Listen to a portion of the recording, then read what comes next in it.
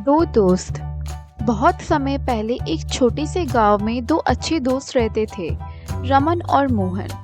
दोनों की दोस्ती बचपन से ही बहुत गहरी थी। वे हमेशा एक दूसरे की मदद के लिए तैयार रहते थे।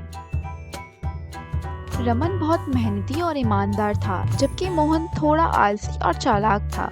लेकिन उनकी दोस्ती के बीच कभी कोई दरार नहीं आई। वे दोनों एक दूसरे की कमियों को समझते थे और उन्हें स्वीकार करते थे।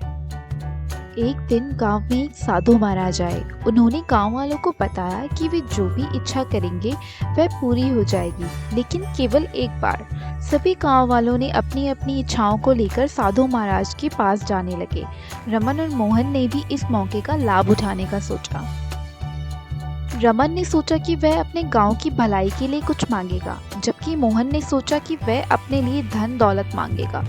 दोनों दोस्त साधु महाराज के पास पहुंचे और अपनी अपनी इच्छाएं बताने लगे।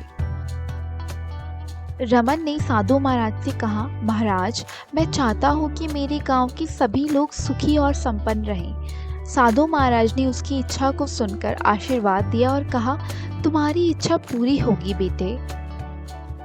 फिर मोहन की बारी आई। मोहन ने साधु महाराज से कहा, महाराज, मैं चाहता हूँ कि मुझे बहुत सारा धन मिल जाए, जिससे मैं अपने सारे सपने पूरे कर सकूं। साधु महाराज ने उसकी इच्छा को सुनकर आशीर्वाद दिया और कहा, तुम्हारी इच्छा भी पूरी होगी।